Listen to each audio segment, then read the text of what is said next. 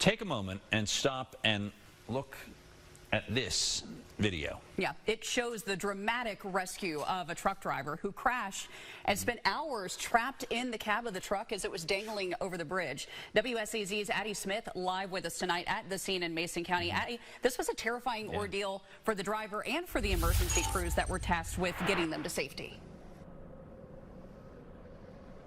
Yeah, Tim Taylor, that's right. It has really been a mess all day long, and I can tell you firsthand that the traffic was backed up pretty bad. I was even stuck in it for a couple hours this morning on my way to work. But tonight, all lanes of US 35 are back open following that semi-crash, but you can see behind me the cleanup is still going on. But let's take a look at a video from the scene earlier so you can kind of see what first responders were dealing with this morning.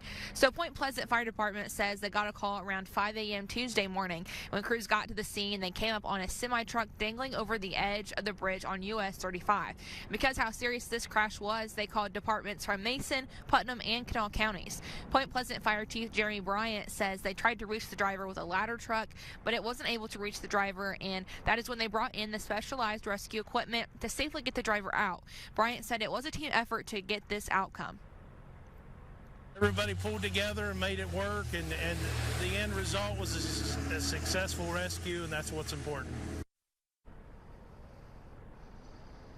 Authorities say the driver was okay and was not injured, and if the rescue wasn't challenging enough, dispatchers say that when the semi-truck crashed, it released about 150 gallons of diesel fuel onto the road, which has added a whole nother challenge to this cleanup.